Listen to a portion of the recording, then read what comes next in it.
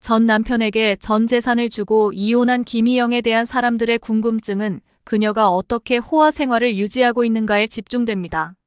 많은 이들이 최태원 회장이 도와줬을 거라고 추측하지만 그녀를 자세히 들여다보면 돈의 출처를 알 수 있습니다. 이번 이혼 소송에서 가장 금전적 이득을 보는 사람은 김희영입니다. 노소영 관장과 최태원 회장이 이혼하지 않았다면 김희영은 법적으로 아무 권리도 없는 바람핀 여자에 불과했지만 이혼하게 되면서 SK그룹의 사모님으로 신분이 상승하고 법적 배우자로서 자신과 자식들도 상속자로 인정받게 되죠. 반면 최태원 회장은 금전적으로 큰 손해를 보게 됩니다. 이혼하지 않았더라면 재산 분할금이 없었고 SK 회장직도 유지하면서 동거녀와 사랑만 나누면 됐지만 이혼하게 되면서 1조가 넘는 재산 분할금과 5천억 양도세 등으로 거의 2조 가까운 재산 손실이 발생합니다. 게다가 동거녀 김희영과 사이가 나빠지면 또 다른 재산 분할이 생길지도 모르는 상황이죠. 최태원 회장의 계획은 간통죄 폐지와 언론 공개로 이혼을 600억 수준에서 마무리하고 김희영을 법적인 배우자로 만들어주려던 것이었지만 일이 커진 것입니다. 사실 김희영에게 숨겨진 재산과 계획이 있었습니다. 그녀는 원래부터 금수저 집안으로 1975년생이며 1992년 미국 일리노이 주로 유학을 떠날 정도로 유복한 집안에서 자랐습니다.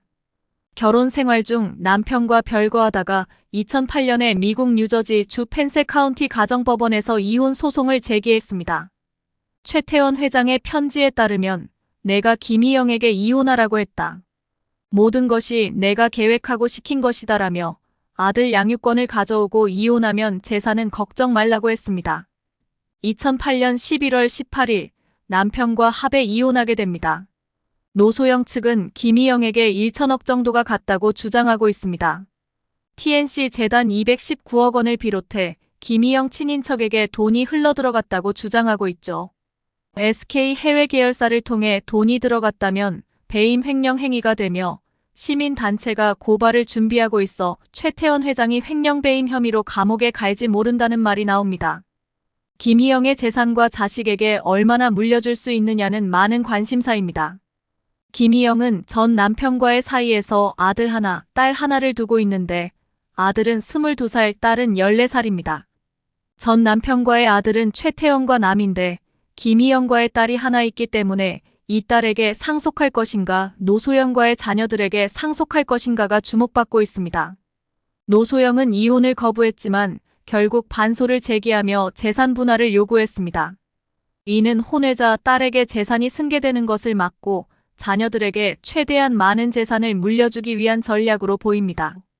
부부 관계가 회복 불가능할 정도로 악화된 상황에서 이혼을 거부하면 유류분만으로 부족한 재산 때문에 경제적 어려움이 예상되었기 때문입니다.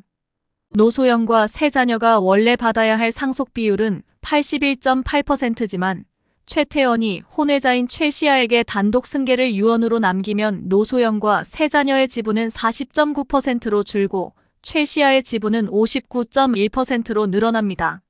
노소영은 소송을 제기해 2심 판결로 388억 원, 즉 34.5% 지분을 받게 되었고 자녀들은 각각 6%씩 받아 총 52.38% 지분을 확보하게 되었습니다. 김희영과 자녀들이 받는 비율은 47.62%로 나타나 노소영이 소송을 성공으로 이끌었습니다. 그러나 변수가 남아 있습니다. 김희영이 경영권을 가져오기 위해 전 남편의 아들을 최태원의 양자로 입적시키는 경우입니다. 이렇게 되면 김희영 측이 50.4%, 노소영 측이 49.6%로 김희영 측이 경영권을 가지게 됩니다. 대법원 판결을 기다려야 하고 김희영이 어떤 카드를 쓸지 주목됩니다. SK그룹은 지금 배터리 사업에 20조 원을 투자했지만 적자가 계속되고 있어 구조조정을 하게 되어 개인 주주와 네티즌들이 분노하고 있습니다. 최태원과 노소영의 자녀들은 아버지가 가정을 파탄내고 어머니를 힘들게 했으며 혼외자 딸에게 재산이 넘어갈 상황에 분노하고 있습니다. 그러나 최근 커뮤니티에 올라온 사진들은 이해하기 어렵습니다. 최태원과 장남이 서울 신사동 길거리에서 다정한 모습을 보여 가족사에 대한 의문이 남습니다.